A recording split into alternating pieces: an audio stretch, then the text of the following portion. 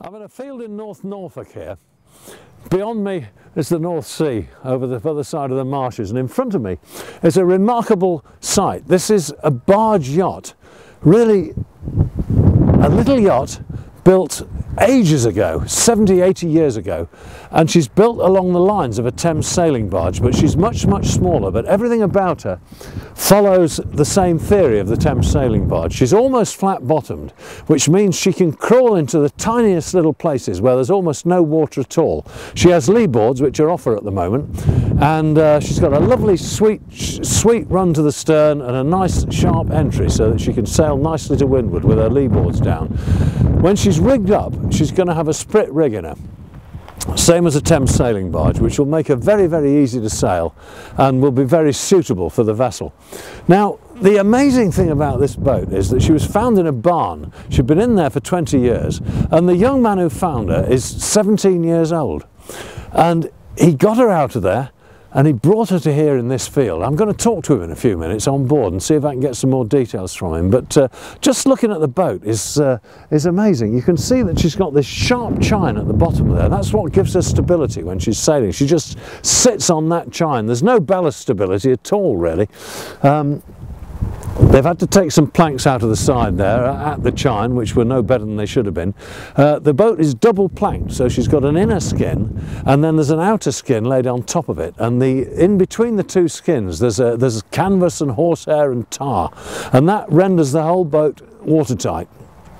There's no corking, she's just built like that, and very low coach roof, which looks absolutely gorgeous. I bet she's got no headroom inside at all, but it doesn't matter. It's a young man's boat, and that's what you should have. So I wish this young fella, Ash, I wish him well, and I'm going to have a look at his YouTube channel later, because that's really special. You know, I mess about with these YouTube things, but Ash is so good. He's a young fella and he's got a great talent for doing that. So let's see how he does. It's coming on to rain, and I'm going to see if I can get on board. Ash, we're going to go on board now and have a chat in the cockpit.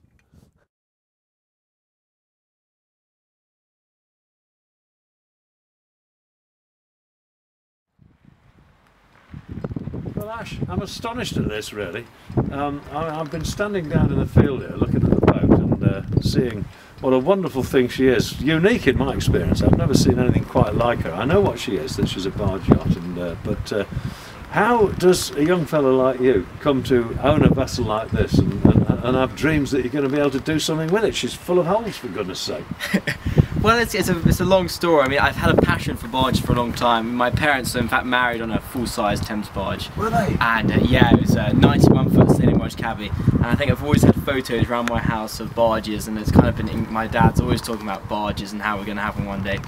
So my cousin, who loves barges as well, he said, I found a little one in a barn that might suit you if you're ever interested in having a barge. And I jumped at the chance, didn't tell my parents where we were going. We went on a little road trip in August last summer, and we met this guy called Gus, who owned her. He had her in this barn for 20 years, slowly restoring her. And he said, yeah, I'm just keen to pass her on to someone young who's going to do her up, and he had no costs. And I said, brilliant, I'll take it on straight away. Well, that's an unusual opportunity, isn't it? Yeah. But it's just such a massive commitment. How did you get her here? So she, in fact, it was very complicated because she was in a tiny barn with about 2 feet of clearance, and of course I don't live down there. It's a 2-hour drive, so it wasn't like I could just pop by and take all the measurements. But luckily, I got the owner to measure it all up for me, and I have a cousin who is runs a haulage company, or is part of a haulage company, and he was very helpful because I rang lots of people up and they all said no, basically. And so I went to him and I was like, can you help me out here?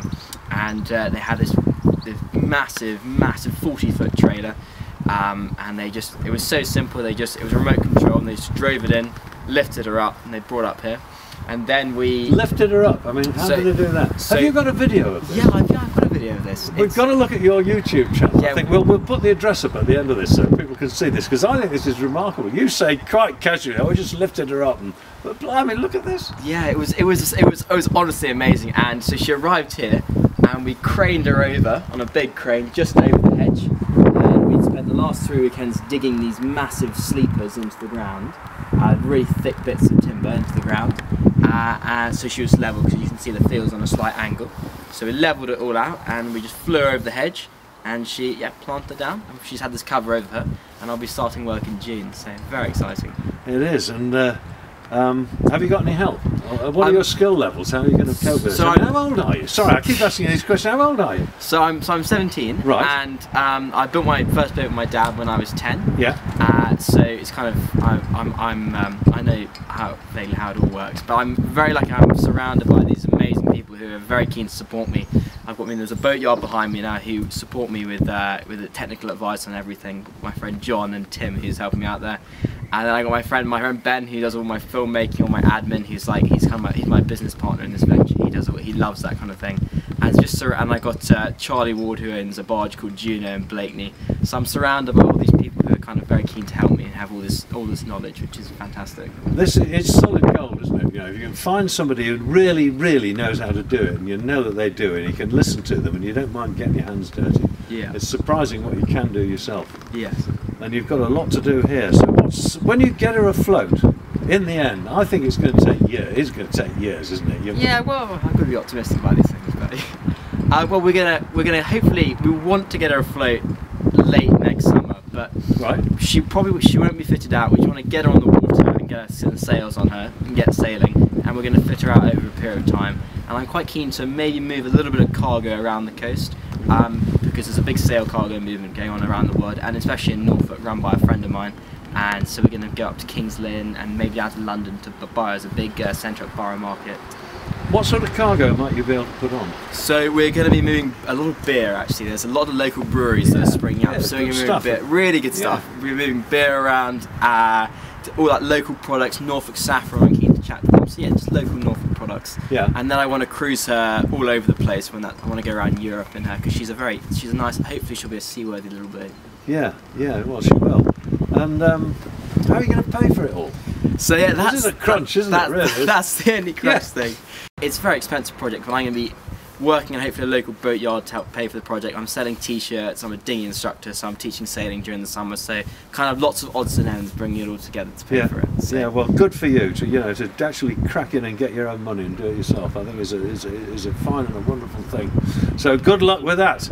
I'm going to be watching your YouTube channel because I think I'm really impressed with what you've done. I mean, it knocks spots off mine. I don't even know why I'm standing here doing this because it's so professional what you guys do. You young fellas, it's amazing. So I'm going to go and have a watch of that now, and I'm looking forward to it, and good luck with the project. Well, thank you very much for coming, Tom. Really appreciate it. Yeah.